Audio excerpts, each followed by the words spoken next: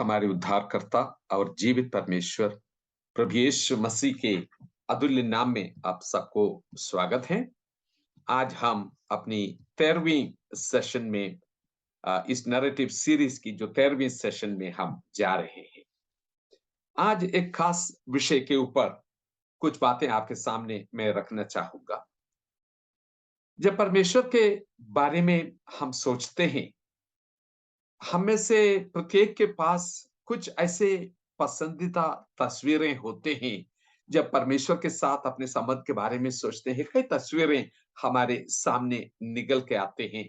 जैसे कि एक पिता की जैसे, एक माँ की जैसे, एक चरवाहे की जैसे, एक दोस्त जैसे, एक प्रेमी के जैसे, एक दूल्हा जैसे, या एक शिक्षक के रूप में, और सब कुछ हमारे लिए प्रदान करने वाला एक व्यक्ति परमेश्वर के पवित्र मेमने के रूप में, और एक महायाजक के रूप में।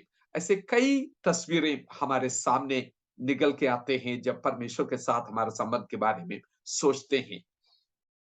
उसमें से एक तस्वीर जो ज्यादातर लोगों की पसंदीदा तस्वीर है, वो है एक पिता के रूप में। बहुत लोगों के लिए सबसे पसंदीदा ये तस्वीर है, परमेश्वर मेरा पिता है। तो आज इस विषय के ऊपर, परमेश्वर मेरा पिता है, जब हम ये शब्द को बोलते हैं, उसके पीछे क्या भावनाएं हैं, हमारा मतलब क्या हो सकते हैं, उसको थोड़ा सा जांचने की हम कोशिश करें, और परमेश्वर के वचन के अनुसार ये सही है कि नहीं, हम देखने की कोशिश करेंगे। इसका कई कारण होते हैं, वो भी आगे जाके आपको पता चलेगा। कई लोगों के साथ जब मैं बातचीत करता हूं, मैं अलग अलग किस्म के लोगों को मिला है। कुछ ऐसे लोग जिसके पास एक बहुत ही अच्छा संसारिक पिता है, उन लोगों के लिए एक बहुत ही पसंदीदा बात है कि परमेश्वर मेरे लिए एक पिता के समान है, और उसके साथ मैं ऐसे ही रिलेट करता हूं। लेकिन कुछ ऐसे लोग हैं जिसके पास पास एक ऐसे पिता है जो बहुत सख्त अनुशासन को लाने वाले, और अपनी कार्यों में भाग दौड़ में वो रहते हैं, परिवार के प्रति विश्वास योग्य नहीं है, बहुत गुस्सा वाला है, और कई बार जिनका उसका जब जरूरत होते हैं, वो रहते भी नहीं हैं, और एक बुरी किस्म की तस्वीर उनके सामने आते हैं, अनुभव उनका होते हैं। और कई लोग ऐसे भी बोलते हैं कि ऐसे अनुभव में से निकला हुआ लोग वो बोलते हैं कि चलो, अगर परमेश्वर पिता के समान है तो मुझे उसके साथ ज्यादा कोई संबंध को रखना मुझे पसंद नहीं है, क्योंकि पिता के साथ मेरा अनुभव अच्छा नहीं रहा। कुछ लोग ऐसे भी बोलते हैं, पिता क्यों बोलना है, जो लैंगिक समानता वाला उसके बारे में बात करने वाले लोग हैं, वो बोलते हैं कि सिर्फ पिता क्यों, माँ क्यों नहीं बुलाते हैं। और कुछ लोग बोलते हैं, परमेश्वर तो मनुष्य नहीं है, तो लैंगिक जो जेंडर इश्यूज के बयास में हम आके उनके बारे में, आदमी और औरत वो नहीं है परमेश्वर, इसलिए पिता और माँ ये दोनों बोलने की जरूरत नहीं है। ये एक अलग किस्म की एक शक्ति या व्यक्ति उस रीति में सोच सकते हैं। ऐसे अलग अलग विचारधाराएं हैं, उसको हम थोड़ा सा विस्तार में नहीं जाएंगे। लेकिन जिन लोगों को एक अच्छा पिता के अनुभव है, वो परमेश्वर के बारे में यही सोचना चाहते हैं कि परमेश्वर मेरे लिए एक पिता के समान है। तो परमेश्वर मेरे लिए एक पिता के समान है, जब ऐसे लोग बोलते हैं जो पिता के बारे में बहुत अच्छे अनुभव उनका है, उनका जो विवरण विस्तार इस प्रकार से होगा, कोई भी परिस्थिति में मैं हूं, और मैं अपने पिता के पास जा सकता हूं, और मैं उसको पुकार सकता हूं। अपने बच्चों को भी हम सिखाते हैं ना, यीशु पापा, यीशु पापा। एक पापा के रूप में उनको प्रदर्शन हम करना चाहते हैं। और क्योंकि हमारा विवरण इस प्रकार से है, हर परिस्थिति में उनके पास जाता हूं, और मेरी बातों को वो सुनते हैं, वो मुझसे बहुत प्यार करते हैं, और हमेशा वो मेरे बारे में सोचते रहते हैं। उनको देख के मुझे लगता है कि उसकी पूरी दुनिया मैं ही हूँ और मेरे ही बारे में वो हमेशा सोचते रहते हैं। उनके सारे विचार मेरे बारे में हैं और जो कुछ मेरा ज़रूरत है, सब कुछ वो मुहैया करते हैं और कभी भी वो किसी भी चीज़ को मुझे इनकार नहीं करता और वो देना चाहते भी नहीं है, फिर भी थोड़ा-सा मैं दबाव उसके ऊपर डाल सकता हूँ, क्योंकि वो मुझसे बहुत प्यार करते हैं। मेरा छोटा-सा मुस्कुराहट उनको उनको थोड़ा-सा हिला देते हैं और मेरे आँखों में आँसू आ गया। सच में उनका हृदय जो है पिघल जाते हैं। यू नो कैसे सांसारिक पिताएँ जो है अपनी बच्चों को कितनी अच्छी-अच्छी चीज़ें देते हैं। मेरा पिता भी वैसे हैं। मैं तो उस पिता की संतान हूँ। हाँ, कितनी अधिक स्वर्गीय पिता हमें देने के लिए तैयार है। कई प्रचारक है इस बात को आगे ले जाते हैं, खास करके जो संपन्नता की जो अ, प्रचार करने वाले लोग हैं और ये भी वो कहते हैं कि हमें इसलिए नहीं मिलते हैं क्योंकि हम मांगते नहीं हैं। जब हम मांगते हैं स्पेसिफिकली उनके साथ हमें बात बात करना है। अगर अपनी बाड़ी गाड़ी के बारे में बात कर रहे हैं, उनको ये भी बताना कौन-सी मॉडल आपको चाहिए, कौन-सी साल की चाहिए, कौन-सी रंग चाहिए, इसकी सारे डिटेल्स उनके सामने रखना। अपने लिए घर के लिए जब माँगते हैं, ऐसे नहीं बोलना कि परमेश्वर मेरे लिए रहने की एक घर चाहिए, ऐसे नहीं बोलना। उनको बोलना कि इतना बेडरूम के वो चाहिए। अच्छा होगा कि आप उसका एक पिक्चर बनाएँ, एक तस्वीर बना के अपनी बाइबल में रखें और प्रार्थना करें, परमेश्वर ये 2 मंजिल की मकान जो है, जिसकी तस्वीर मैंने बनाया है, इस रीति का ये मकान आप मुझे दें। और अपनी जीवन साथी के लिए प्रार्थना करते हैं। वेरी स्पेसिफिकली सारी बातों को डिटेल्स जो आपको चाहिए उनके सामने रखना। क्योंकि देखो सांसारिक पिता जो है अपने बच्चों को वही चीज देना चाहते हैं, उससे अधिक देना चाहते हैं जो बच्चे मांगते हैं। स्वर्गीय पिता उससे कितना अधिक देगा। हमें इसलिए नहीं मिलते हैं क्योंकि हम उस रीति से नहीं मांगते हैं, उस रिश्ते में हम नहीं आ जाते हैं। इसी को हमें पकड़ने की जरूरत है। मांगो और पाओ, नाम ले लो और अपनाओ। ये सारे संदेश जो है, विवरण जो है, हम अपने चारों तरफ सुनने सुनने में हमें मिलते हैं। मेरे प्रियो, थोड़ा सा यहाँ पे रुक के मैं आगे इसको ले जाना चाहूंगा। अभी तक जो मैं बोल रहा था, हो सकता है आप में से कईयों की विचारधारा इस प्रकार से है और कईयों से, कई प्रचारकों से ये बातें सुन के आप इसमें पक्का हो गया कि यही सही है।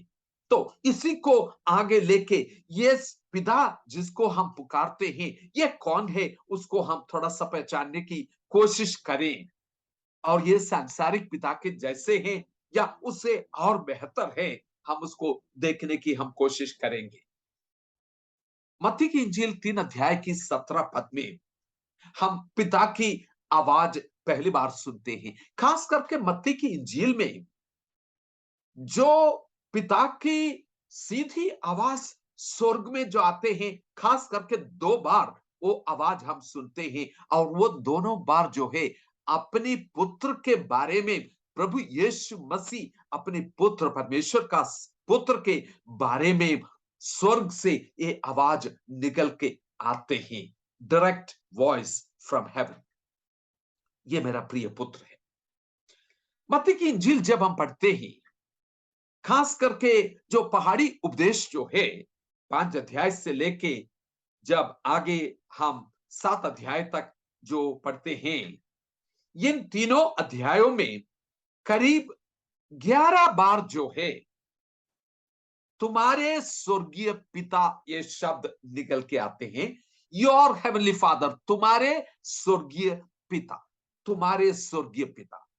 तो प्रभु यीशु मसीह अपनी चेलों को एक नई व्यक्ति को का परिचय देना चाहते हैं, एक व्यक्तिगत रूप में स्पष्ट रूप में जिसको वो खुद पिता करके पुकारते हैं, उसका परिचय वो देना चाहते हैं। किस रीति से वो परिचय देना चाहते हैं? प्रभु यीशु मसीह इस व्यक्ति को इस प्रकार से अपने चेलों के सामने प्रस्तुत करते हैं। यस, सारे सृष्टि का सृष्टिकर्ता परमेश्वर है, तुम्हारा स्वर्गीय पिता, जो शोषण की वादियों को खूबसूरत कपड़ा पहनाते हैं और जो पक्षियां हैं उनको खिलाते हैं। ये सब तुम्हारे स्वर्गीय पिता ये सब करते हैं।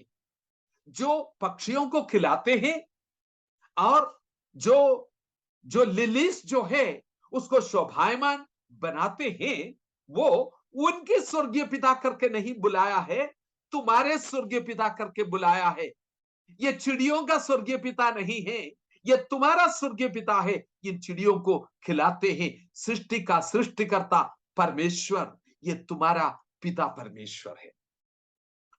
लेकिन 6 अध्याय में आगे जाके 9 पद में जो प्रार्थना प्रभु यीशु मसीह सिखाते हैं, हमारे स्वर्गीय पिता, हमारे पिता जो स्वर्ग में है, उस रीति से उनको प्रस्तुत करते हैं।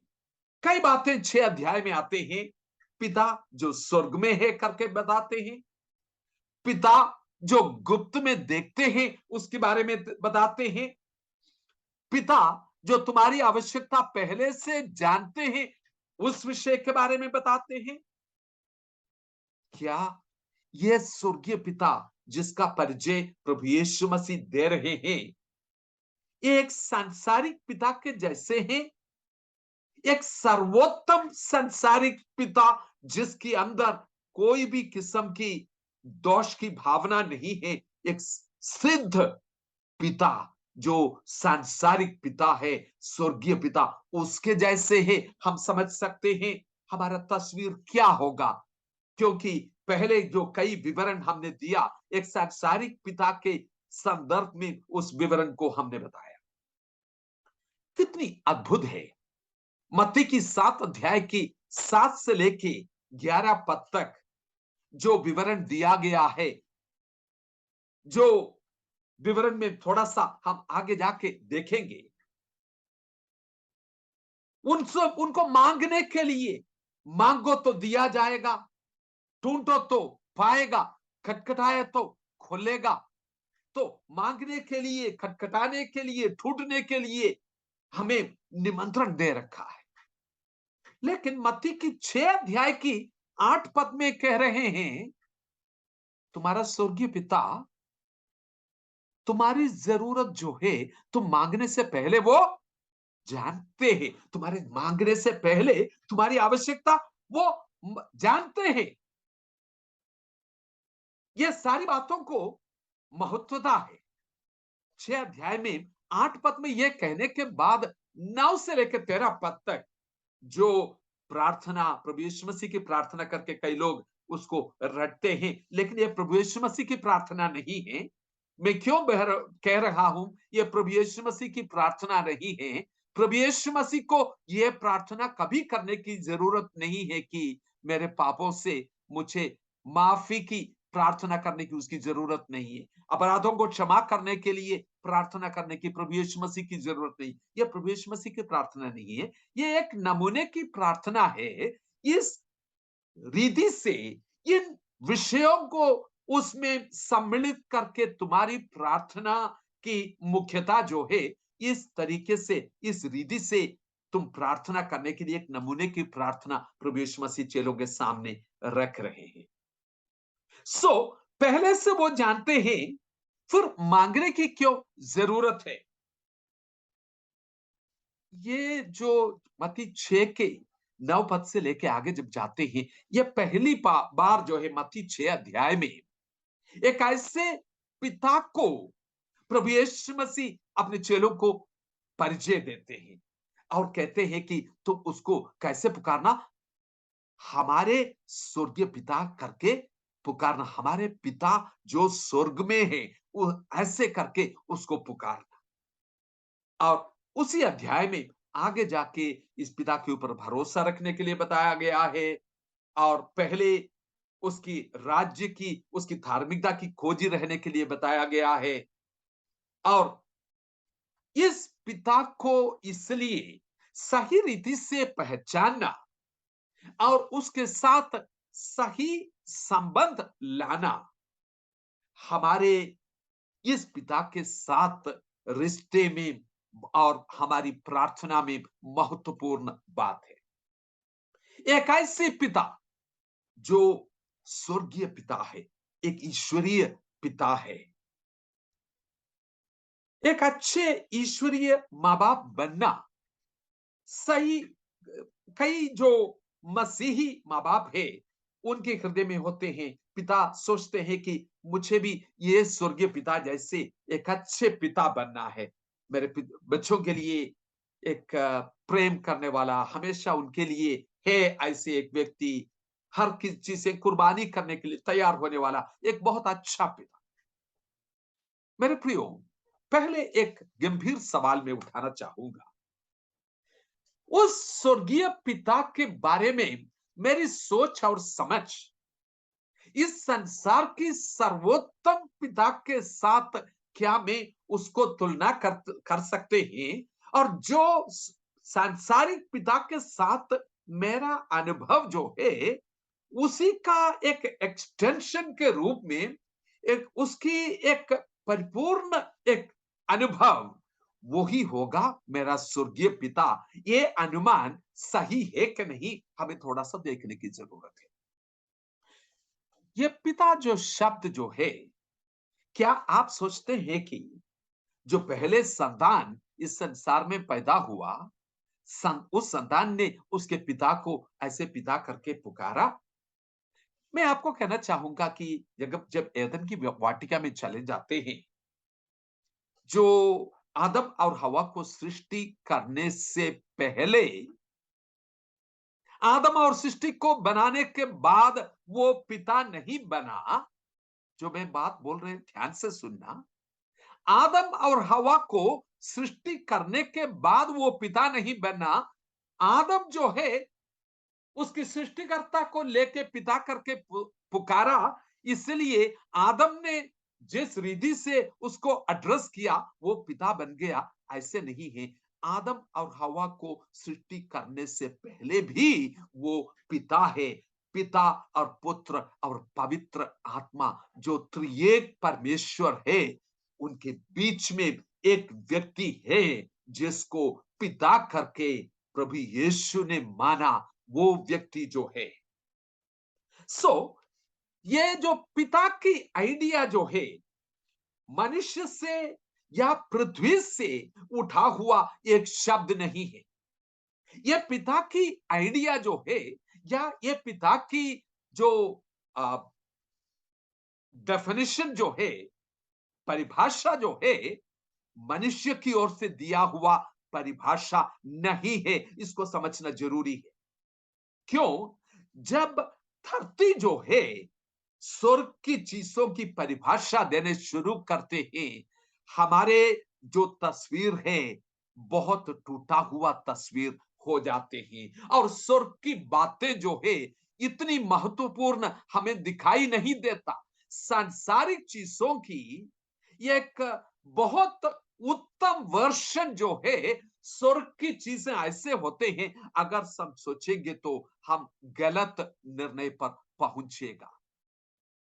मेरे प्रियो, पृथ्वी और पृथ्वी की चीजें स्वर्ग की परिभाषा नहीं दे सकते हैं। स्वर्ग जो है पृथ्वी की सारी चीजों को अपनी जगह पर रखते हैं और उसकी परिभाषा और मूल्य देते हैं। इस बात को समझना बहुत ही मूलभूत बात है। जब आखिर में मनुष्य को वो बनाते हैं, सृष्टि की मुकुट करके मनुष्य को बनाते हैं, उनके साथ वार्तालाप करते हैं, उनको अधिकार देते हैं, उनको अपॉइंट करते हैं और उनके लिए सब कुछ मुहैया करते हैं। एक सूटेबल एक जीवन साथी उनके लिए बनाते हैं और उनके विवाह की रस्म भी एदन की वाटिका में वो खुद करते हैं। जब वो पाप किया, उस पाप से बचने के लिए, छुटकारा पाने के लिए कोई भी उपाय मनुष्य के पास नहीं था। और उसके लिए भी जो कुछ जरूरत था, पाप में पड़े हुए मनुष्य की उद्धार के लिए भी जो कुछ जरूरत था, और उस पिता के साथ फिर से उसकी नाता जोड़ने के लिए ये भी सारे काम जो है वो पिता ने सब कुछ मुहैया किया। सो ये पिता के जो वर्णन है, परमेश्वर के वचन जब हम पढ़ के देखते हैं, खास करके पितृत्व का शीर्षक जिसके बारे में हम सोचते हैं, छुटकारे की इतिहास में इस ये महत्वपूर्ण एक शीर्षक है। किस संदर्भ में? ये जो पिता जो शब्द है, छुटकारे के इतिहास में ये महत्वपूर्ण विषय बनते हैं। मलाकी की पुस्तक 4 अध्याय की 6 पद, जो पुराने नियम की आखिरी पद है, आप देख लीजिए। वहां पे इस प्रकार से लिखा है कि आने वाले जो यूहन्ना बपतिस्मा देने वाला जो आने वाला है, एलीजा, जिस जिस शब्द से उनको पुकारा है, वो जब आएगा, उनका काम क्या होगा? पिता के हृदय जो है संतानों के साथ जोड़ना, और संतानों के हृदय जो है पिता के साथ एक मेल मिलाप की संदेश को वहां लेके आते हैं। कौन से पिता के हृदय? सिर्फ सांसारिक पिता और माँ बच्चों के बात नहीं है, उससे बढ़कर कुछ गहरी बातें वहां पर है। किसके साथ जोड़ने के लिए? यूहन्ना बपतिस्मा देने वाला जब आके अपने संदेश को शुरू किया, उसकी नतीजा जो है, लूका की पहला अध्याय 16 और 17 पद जब आप पढ़ते हैं, वहां पे लिखते हैं, वहां खास करके 17 पद में ये लिखा है कि एक ऐसे लोग जो परमेश्वर हमारे प्रभु के लिए तैयार किया गया, एक लोग जिसका हृदय जो है अपनी पिता से दूर हो गए थे, उन लोगों के बीच में एक मेल मिलाप लाने वाली एक सेवा के बारे में वहां पे बताते हैं। Heart of the fathers and the children reconciled, ये मेल मिलाप की सेवा प्रभु यीशु मसीह के द्वारा हुआ है।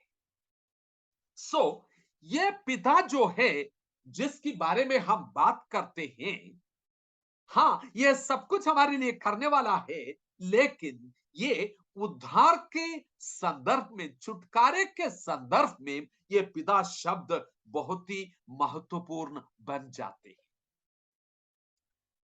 मत्ती की 7 अध्याय में कुछ सांसारिक पिता के वर्णन प्रभु यीशु मसीह देते हैं, और कहते हैं कि तुम्हारे बीच में कौन ऐसे व्यक्ति होते हैं कि तुम्हारा बेटा जो है रोटी मांगते हैं कि एक पत्थर उठा के देला, खा लो भाई, और वो मछली मांगते हैं, क्या तुम एक सांप को देगे अपने बच्चों को? नहीं देते हैं। कोई माँ बाप ऐसे नहीं करते हैं। माँ बाप अच्छे हैं ना, बहुत बढ़िया सा रोटी देते हैं, और रोटी देते हैं तो मांगते हैं तो सबसे बढ़िया वाला देते हैं। आइसक्रीम मांगते हैं तो बास्किन रॉबिन्स देते हैं, जो सबसे अच्छे ब्रांड वो देने की कोशिश करते हैं। प्रभु यीशु मसीह बोल रहे हैं कि तुम बुरे होने के बावजूद अपने बच्चों को, अपने संतानों को फली वस्तुएं देने चाहते हैं। ये बुरे कैसे हो गया? अपने बच्चे जो मांगते हैं अच्छी चीज से उनको देते हैं, ये बुरे कैसे हो गया? जितने भी सांसारिक माँ बाप है, जितनी भी लोग सांसारिक है, ये सब जो है स्वयं की तात्पर्य को आगे रखने वाले हैं। अपने बच्चों के लिए कुछ वो करना चाहते हैं, लेकिन दूसरों के लिए वो करने की क्षमता उसके अंदर नहीं है। ये संसार की माँ बाप जितने भी जो नमूने किए माँ बाप भी हो, फिर भी वो बुरे हैं। लेकिन तुम्हारे स्वर्गीय पिता के साथ इस संसार की सबसे अच्छे माँ बाप को भी, बाप को तुलना नहीं करना और ये सोचना कि मेरा स्वर्गीय पिता जो है मेरे सांसारिक पिता की एक अच्छा वर्षन है, ये अच्छा वर्षन नहीं है। तुम बुरे है, वो भला है। चख कर देखो कि ये भला है, ये परमेश्वर, ये पिता बिल्कुल ही अलग किस्म की एक पिता है। इस पिता की सही पहचान होना बहुत ही जरूरी है। प्रभु यीशु मसीह आगे जाके कहते हैं, लूका की 11 अध्याय उसकी 13 पद में उसी संदर्भ को लेकर चेलों को प्रार्थना के बारे में सिखाते हैं और कहते हैं कि उसको मांगने वालों को पवित्र आत्मा देने वाला है तुम्हारा स्वर्गीय पिता। कितनी अधिक देने वाला तुम्हारा स्वर्गीय पिता। मत्ती 7 में जो महत्वपूर्ण वायदे हमारे लिए रखा है, मांगो, ढूंढो, खटखटाओ, और वो जिस रीति से वो बताया गया है, मांगते रहो, मांगते रहो, मांगते रहो, ढूंढते रहो, ढूंढते रहो, ढूंढते रहो। ये बार बार मांगने की क्या जरूरत है? क्योंकि 6 अध्याय की 5 से लेकर 8 पद तक प्रभु यीशु मसीह ने क्या शिक्षा दिया था प्रार्थना के संदर्भ में? उन्होंने बोला कि अन्य जाति जो है बकबक करते हैं, बहुत सारे शब्दों को इस्तेमाल करते हैं और ऐसे प्रकटीकरण करते हैं और दूसरों के सामने अपने आप को दिखाना भी चाहते हैं और बार बार दोहराना भी चाहते हैं। ये सब कुछ करने से ये अन्य जाति करते हैं इस रीति से। जिसके साथ तुम प्रार्थना करते हैं उस पिता को तुम्हें जानने की जरूरत नहीं, जरूरत है। वहां यह साफ लिखा है कि जो अन्य जाति है वो पिता को नहीं जानते हैं, लेकिन जिससे तुम प्रार्थना करते हो तुम उस पिता को जानते हैं मेरे प्रियो। इसीलिए मत्ती 7 से लेके 13 पद जो है बिल्कुल अन्य जाति जो मांगते हैं, जिससे मांगते हैं वो पिता को नहीं जानते हैं, लेकिन तुम जो मांगते हैं पिता को जानने वाला तुम्हारी प्रार्थना उसमें से तुम्हारी मांगना बिल्कुल व्यत्यस्त है। 2-3 बातें मैं जल्दी से बताऊंगा। मत्ती 7 के साथ जिस रीति से वो उसका ओरिजिनल भाषा में जो यूनानी भाषा में जो लिखा है उसको अगर देखा जाए, वो इस रीति से अनुवाद कर सकते हैं, मांगो और मांगते रहो, ढूंढो और ढूंढते रहो, खटखटाओ और खटखटाते रहो। क्यों मांगते रहना है? मांगते रहने से क्या होते हैं? मांगते रहने से ये होते हैं, कुछ कुछ उदाहरण हमें मिलते हैं। पौलुस की उदाहरण हमें मिलते हैं। वो एक चीज के लिए 3 बार मांगते हैं और तीनों बार परमेश्वर की जवाब जो है वही रहते हैं, मेरा अनुग्रह तुम्हारे लिए काफी है। परमेश्वर का पुत्र प्रभु यीशु मसीह गत्सेमने के बगीचे में प्रार्थना करते हैं। हम उस विषय को जानते हैं, कितनी बार जाके वो प्रार्थना करते हैं और बार बार वो क्या दोहराते हैं। एक ही विषय के बारे में वो प्रार्थना करते हैं और उस प्रार्थना के शब्द इस रीति से हर बार समाप्त होते हैं, तेरे ही, लेकिन मेरी इच्छा नहीं, तेरी ही इच्छा पूरी हो जाए।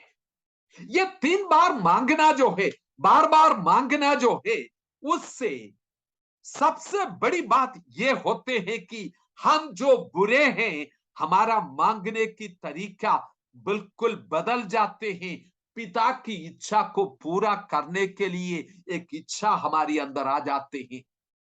मेरे प्रियो, 6 अध्याय में प्रभु यीशु मसीह ने चेलों को प्रार्थना, एक नमूने की प्रार्थना देने के पहले अन्य जातियों की प्रार्थना के बारे में बताया और यह भी बताया कि 8 पद में तुम मांगने से पहले तुम्हारा स्वर्गीय पिता जानते हैं, लेकिन तुम जब प्रार्थना करते हैं तुम्हारी प्रार्थना का विषय क्या होते हैं, उसका मुख्य हिस्सा यह है कि तेरी इच्छा जैसे स्वर्ग में है पृथ्वी पर भी पूरी हो जाए। मेरे मांगने की सबसे बड़ी कुंजी ये होगी, तेरी इच्छा पूरी हो जाए। इसी के लिए, इसी विषय को रखते हुए मैं प्रार्थना करता हूं, पूरी हो जाए तेरी इच्छा।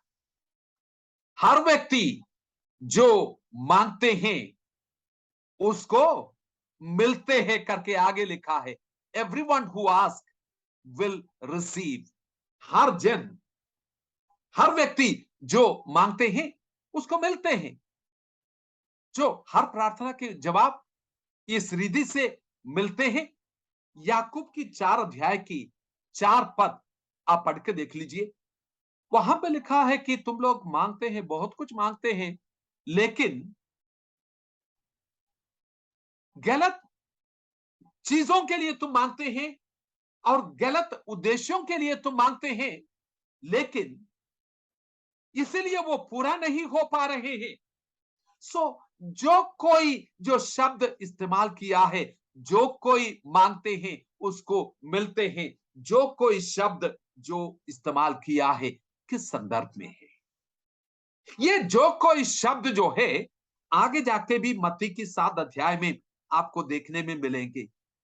प्रभु यीशु मसीह ने अपने चेलों को बताया, जो कोई, नॉट एवरीवन, जो कोई आके पुकारते हैं, हे प्रभु करके बहुत सारे आके पुकारेंगे, लेकिन वो स्वर्ग के राज्य में प्रवेश नहीं कर पाएंगे। सो ये जो कोई में कौन है? कौन है ये जो कोई? उसमें सिर्फ वही शामिल है, उनके एक एक चेले जो है उसमें शामिल है, जिसकी एकमात्र उद्देश्य जो है पिता की इच्छा मेरे जीवन में पूरी हो जाए। वो है जो कोई अपने पिता को पुकारते हैं, इस रिश्ते के कारण से पुकारते हैं। याचना से पहले संबंध महत्वपूर्ण होते हैं। हम में से प्रत्येक जन जो है प्रभु यीशु मसीह की आवाज के लिए आज्ञाकारी रहते हैं, ये उन्हीं के बारे में है। और यह प्रार्थना नमूने की प्रार्थना, जैसे मैंने बताया, यह प्रार्थना की तरीका नहीं बता रहे हैं, उसके कई मुख्य विषयों को सामने रख रहे हैं। जो मांगते हैं उसको वो देते हैं, वो पिता है, राइट? परमेश्वर के दास जॉन स्टॉट जो है इस विषय के बारे में बताते हुए दो चीजें सामने लेके आते हैं। जो अच्छी वस्तुएं, भली वस्तुएं देने वाले पिता के बारे में बताया।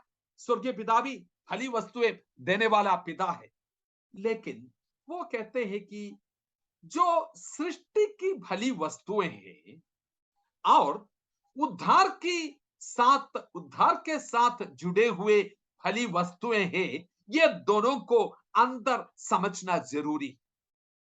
खास करके सृष्टि की भली वस्तुएं जैसे कि सूरज के प्रकाश होते हैं, पानी हमें मिलते हैं, और संसार की कई फल वृक्ष और उसकी इत्यादि जो चीजें हमें मिलते हैं, ये सारी चीजें सृष्टि की भली वस्तुओं में है।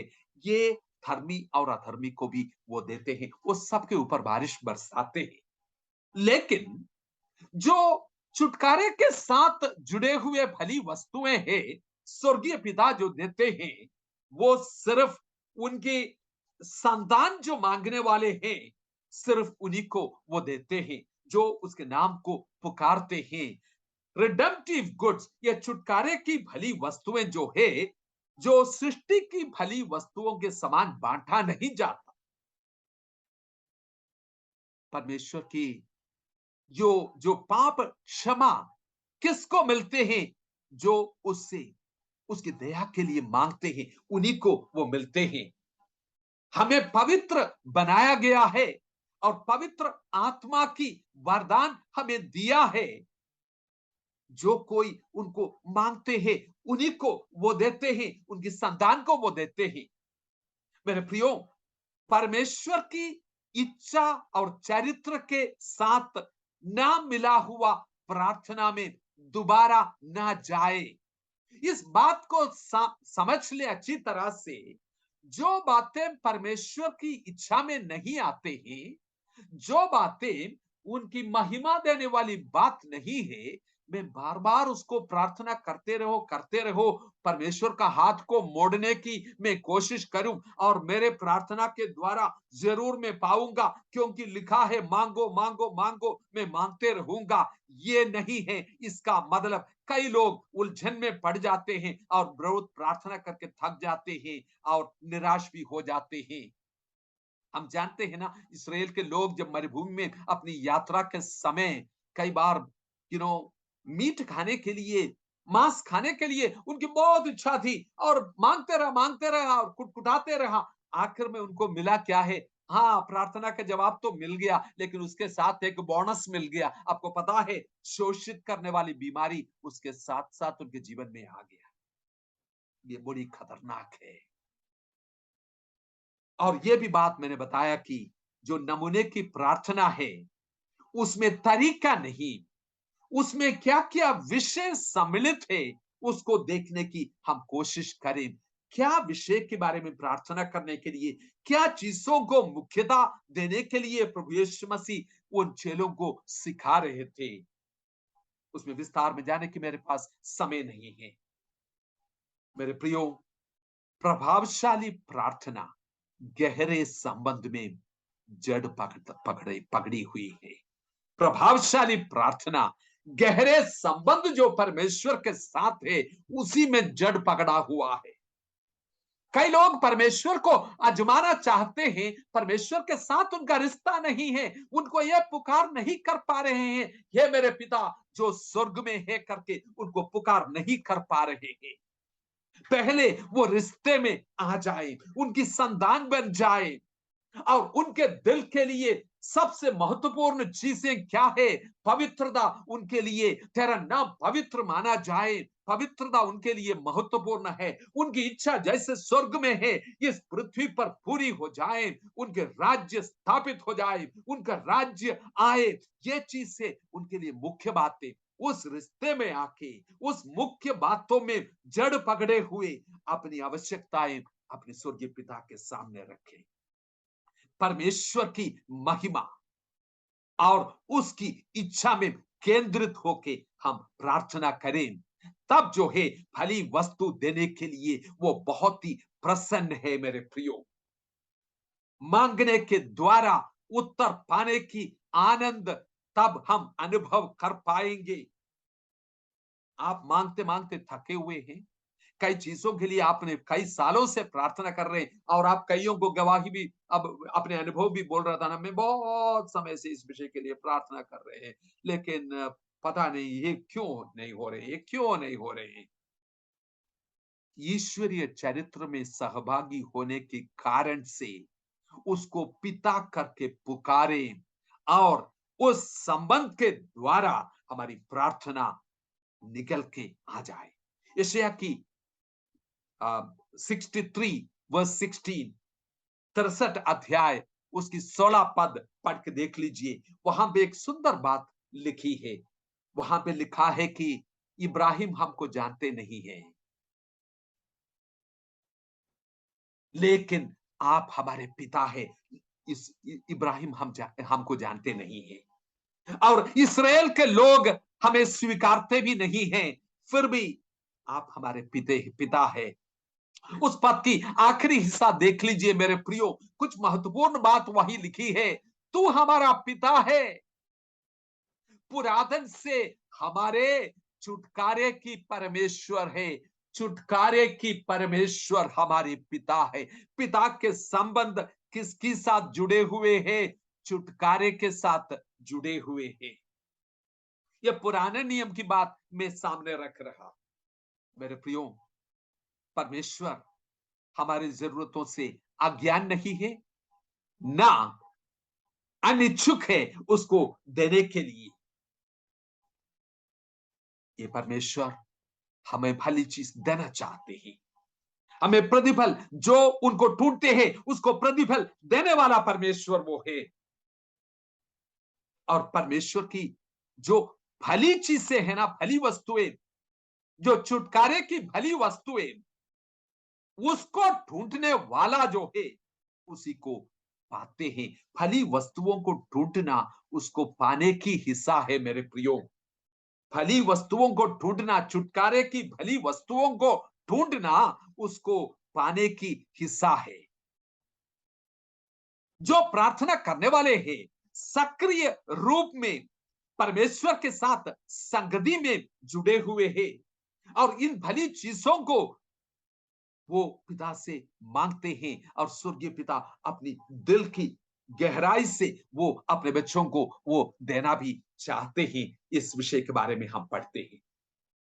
एक और बात मैं आपके सामने थोड़ा सा स्पष्टता देना चाहूंगा। हमारे भारतवर्ष के अंदर खास करके हम बार बार ये सुनते हैं, वसुदैव कुटुंबकम। सारे ब्रह्मांड जो है, सारे पृथ्वी जो है, एक ही परिवार है। हम सब उसी की औलाद है और इसलिए हम सब भाई बहने हैं। सुनने में बहुत सुंदर लगते हैं, उसमें कुछ सच्चाई भी हमें दिखाई देते हैं, लेकिन ये बाइबल की संपूर्ण सच्चाई नहीं है। ध्यान से सुन लीजिए। जिसको प्रभु यीशु मसीह ने पिता के रूप में अपने चेलों के सामने प्रस्तुत किया, सिर्फ छुटकारे की संदर्भ में गहरे रिश्ते को दर्शाते हुए एक व्यक्ति को प्रस्तुत किया। इसलिए मैं एक बात कहना चाहूंगा, ध्यान से सुन लीजिए। प्रभु यीशु मसीह की देह में, कलीसिया में, संगति में, समूह में, आपके इर्द गिर्द में जो लोग हैं, जिसको आप भाई और बहन करके पुकार सकते हैं, एक एक बिल्कुल अलग मतलब से, क्योंकि हम एक ही पिता के संतान हैं। मैं थोड़ा सा आगे इसके बारे में बता दूंगा। यह रिश्ता को हमें मनाने की जरूरत है, लेकिन हमारे पड़ोसी जो प्रभु को नहीं जानते हैं, वो लोग कौन है? वो लोग हमारे दुश्मन नहीं है, वो हमारे दोस्त है और वो हमारे पड़ोसी है। प्रभु यीशु मसीह ने इसी रीति से नेक समरी की कहानी में वो व्यक्ति जो रास्ते में मिला था, वो समरी को, उसको किस रीति से प्रस्तुत किया? वो एक पड़ोसी है, तुम्हारी पड़ोसी है। Who is my neighbour? वो तुम्हारा पड़ोसी है, वो तुम्हारे दोस्त है। अपने दुश्मन को भी प्यार करने के लिए परमेश्वर के वचन हमें सिखाते हैं, लेकिन वो जो व्यक्ति है, जो अन्य जाति है, वो तुम्हारा भाई और बहन नहीं है, क्योंकि वो पिता के साथ जो रिश्ता उनका नहीं है। वो आपकी दोस्त है और पड़ोसी है। बाइबल पुस्तक में बहुत जगह पिता परमेश्वर को दर्शाया है, खास करके इसराइल के देश के लिए। वो एक देश के रूप में, एक कौम के रूप में, मैं तुम्हारा पिता हूं करके परमेश्वर ने बोला है। ड्यूट्रोनॉमी, व्यवस्था विवरण 32 की 6 और यशायाह 63 की 16 जो हम बताया था। कुछ व्यक्तियों के रूप के संदर्भ में भी परमेश्वर एक पिता के रूप में अपने आप को प्रस्तुत करते हैं। दूसरा सामुएल 7 अध्याय की 14 पद, सोलोमन के लिए मैं तुम्हारा पिता हूं। भजन संगीता 98 89 वर्स 26 दाऊद के लिए एक पिता के रूप में अपने आप को प्रस्तुत करते हैं। भजन 68 उसका 5 पद, जो विधवा और अनाथ है, उसके लिए एक पिता के रूप में परमेश्वर अपने आप को प्रस्तुत करते हैं। लेकिन नए नियम में आके प्रभु यीशु मसीह जब एक पिता को परिचय दिया, एक क्रांतिकारी मोड़ लिया। वो क्रांतिकारी मोड़ कैसे लिखा? जिसको प्रभु यीशु मसीह पिता करके पुकारते थे, परमेश्वर को संबोधित करने की एक सर्व पसंदीदा शब्द था, हे मेरे पिता। जब प्रभु यीशु मसीह उसको पुकारते थे, उनकी पार्थिव शरीर में जब इस संसार में रहा, प्रभु यीशु मसीह ने हमेशा उनको परमेश्वर करके नहीं पुकारा, हमेशा उनको हे मेरे पिता, हे मेरे पिता करके पुकारते थे, सिवाय उस क्रूस पर जिसमें उसने बोला, हे मेरे परमेश्वर, हे मेरे परमेश्वर। अब्बा करके जो यीशु ने अपने पिता को पुकारा, वही शब्द नए नियम में 3 बार हमें मिलते हैं। मरकुस की 14 की 34, रोमियो 8 की 15 और 16 और गलतियों 4 के 6। बाकी सब जगह में वो अब्बा शब्द, उसका अनुवाद लिखा है, लेकिन वही शब्द नहीं लिखा है। जिस रीति से प्रभु यीशु मसीह ने परमेश्वर को पिता करके पुकारा और हम जो पुकारते हैं, इसमें थोड़ा सा अंतर है, क्योंकि उनका अनोखापन, जिसको वो अब्बा करके पुकारा, अपनी स्वभाव में और चरित्र में, इन हिज नेचर, वो जो एकलौता पुत्र है। हम पुत्र कैसे, संतान कैसे बन गया? हम इसलिए संतान बन गया, गोद लेने के कारण से हम संतान बन गए हैं। लेकिन कोई भी रीति से हम अब्बा करके पुकारते हैं, ये जो है एक घनिष्ठता को दर्शाने वाली शब्द के रूप में प्रस्तुत किया है। देखो, 165 से और अधिक बार जो है सुसमाचारों में पिता शब्द इस्तेमाल किया है। उसके संदर्भ में देखें, पुराने नियम में सिर्फ 15 बार जो है पूरे पुराने नियम में पिता करके परमेश्वर को पुकारा हुआ शब्द हमें मिलते हैं। दूसरा, नए नियम में सिर्फ सुसमाचारों में, 4 सुसमाचारों में 165 बार। एक इस चीज को दर्शाते हैं, प्रभु यीशु मसीह सचमुच में एक क्रांतिकारी रूप से एक पिता को प्रस्तुत किया, और यह बिल्कुल अनोखा रूप का एक रिश्ता हमें दिया। हां, हम जैसे प्रभु यीशु मसीह परमेश्वर का पुत्र है, वैसे हम पुत्र नहीं है, पुत्रियां नहीं है, लेकिन गोद लेने के कारण से हमें भी संतान बनाया।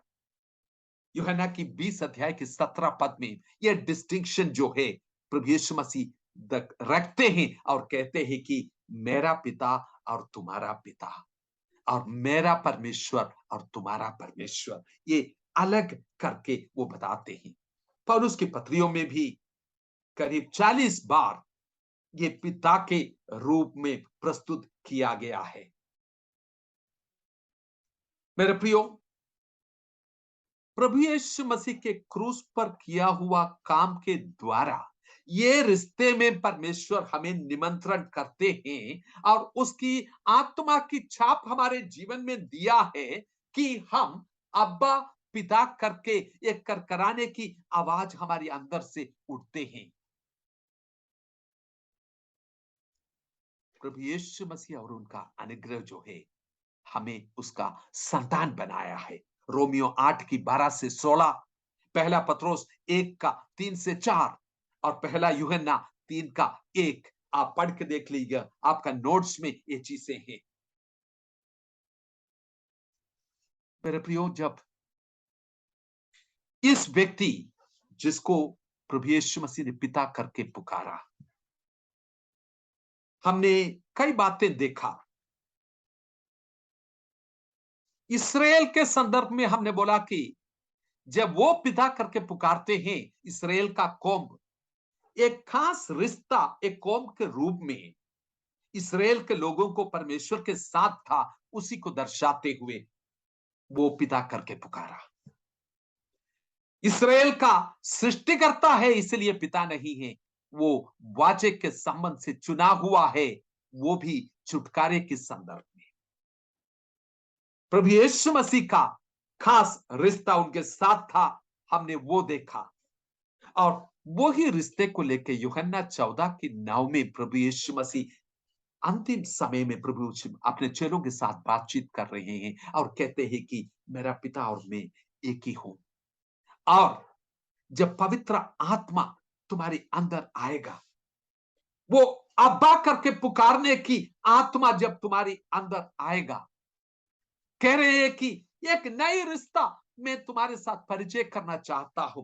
तुम आगे से जो है गुलाम नहीं हैं। एक ऐसे संतान, पुत्र और पुत्रियां जिसके पास अधिकार है, जो वारिश है, उसको मैं प्रस्तुत करना चाहूंगा। हाँ मेरे प्रियो, परमेश्वर अपने पिता करके अपने आप को रखने में बहुत पसंदीदा है। इफिसियों की 2 अध्याय के 15 पद जो है, एक बहुत ही जाना माना पद है।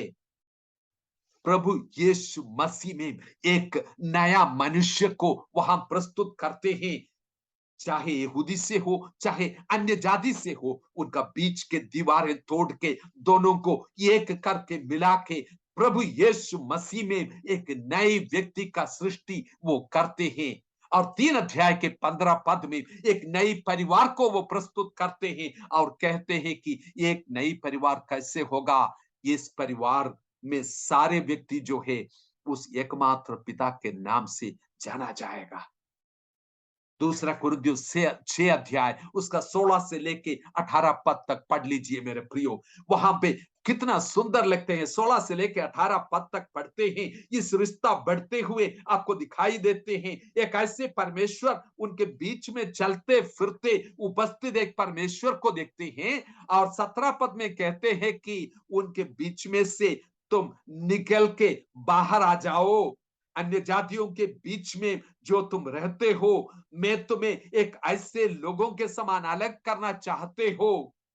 तुम बिल्कुल ही अलग रहो, कोई भी अशुद्ध वस्तु ना छुओ। जब तुम अपने आप को इस रिधि से मेरे लिए अलग करते हैं, पवित्र करते हैं, अब मैं जो है सिर्फ तुम्हारे बीच में चलने फिरने वाला नहीं है, मैं अपने घर में तुम्हें निमंत्रण करने वाला एक पिता हूं। और तुम मेरा क्या बन जाओगे? पुत्र और पुत्रियां बन जाओगे। एक कनिष्ठता के रिश्ते में तुम्हें मैं प्रवेश कराना चाहता हूं। ये विषय सामने निकल के आते हैं। परमेश्वर के दिल कितना तड़पते हैं ऐसे एक पिता के रूप में अपने आप को प्रस्तुत करने में। मेरे प्रियो, इसको लेके मैं थोड़ा सा और आगे ले जाना चाहूंगा। इस व्यक्ति के बारे में आप क्या सोचेंगे? एक ऐसे पिता मैं आपके सामने रखना चाहूंगा जिस पिता ने हमारे सारे अपराधों को अपने पुत्र के ऊपर डाल दिया और कहते हैं कि उसको कुचलने के लिए उसको अच्छा पाया। जब ये पुत्र जो है बार बार पिता से मांगते हैं, हे पिताजी ये कटोरा आप उठा सकते हैं, लेकिन मेरी इच्छा नहीं तेरी ही इच्छा पूरी हो जाए। उसकी खामोशी आपको दिखाई देते हैं। कलवारी के क्रूस पर वो चिल्लाते हैं और कहते हैं, पुत्र कहते हैं, हे परमेश्वर तूने मुझे क्यों छोड़ दिया? उधर फिर भी एक खामोशी आपको मिलते हैं। बिल्कुल अंधकार, गहरे अंधकार और खामोशी, कोई जवाब नहीं दे रहे हैं। ये कैसे पिता है? इस पिता के बारे में आप क्या सोचेंगे? क्या ये सांसारिक अच्छा पिता के रूप वहीं पे आपको मिलते हैं? एक ऐसे पिता जिसको आप समझ नहीं पा रहे हैं, अपनी पुत्र की रक्षा के लिए तुरंत नहीं आ रहे हैं। जो लोग उनको ताड़ना दे रहे हैं, उनके ऊपर अपने अधिकार दिखाने के लिए ये पिता क्यों नहीं आ रहे हैं? गत्समने के बगीचे में पसीने के बूंद खून के समान जब गिरते हैं, ये पिता उनको सामर्थ देते हैं। लेकिन आगे जाके जैसे मैंने बताया, कलवारी के क्रूस पर वही एकमात्र जगह है जहां पे ये पुत्र जो है उनको पिता करके नहीं पुकार पा रहे हैं, हे मेरे परमेश्वर, हे मेरे परमेश्वर करके पुकार रहे हैं। मेरे प्रियो, एक और पहलू मैं आपको दिखाना चाहूंगा। ये कई बार हम मिस करते हैं। कलवारी के क्रूस पर, हाँ, हे मेरे परमेश्वर, हे मेरे परमेश्वर तूने मुझे क्यों त्याग दिया? उसने पिता परमेश्वर परमेश्वर करके पुकारा, लेकिन वो नहीं था उनकी आखिरी शब्द। मेरे प्रियो, लूका की इंजील 23 अध्याय की 46 पद आप पढ़ के देख लीजिए। और वहां पे कहते हैं, हे पिताजी, तेरे हाथ में मैं अपनी आत्मा को सौंप देता हूं। क्यों उसके पहले नहीं कर पाया?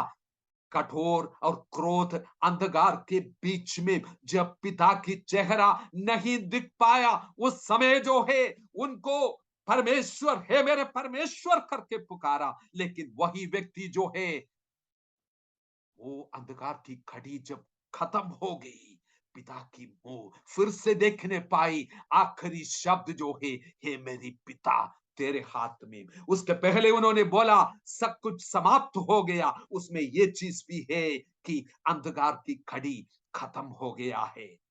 एक आशा की किरण निकल के आते हैं, एक आशापूर्ण प्रकाशन आपके सामने निकल के आते हैं। उसी शब्द के साथ क्रूस की वो तस्वीर आपके सामने मिलते हैं। ये पिता को हम समझ पा रहे हैं मेरे प्रियो? क्यों आप परमेश्वर से प्यार करना चाहते हैं? जिसको हम पिता करके पुकारते हैं, क्या उससे ठोकर खाए हैं कि जो मैंने मांगा उसने दिया नहीं, फिर ये कैसे पिता हो सकते हैं? सांसारिक पिता भी देते हैं। क्या आप पिता को जानते हैं? पिता की उपयोगिता के कारण से नहीं उसे प्यार करते हैं, उसकी बहुमूल्यता के कारण से, उसकी महत्वता के कारण से, उसकी महिमा के कारण से हम उसके पीछे चलते हो। क्या आप पिता से नाराज हैं?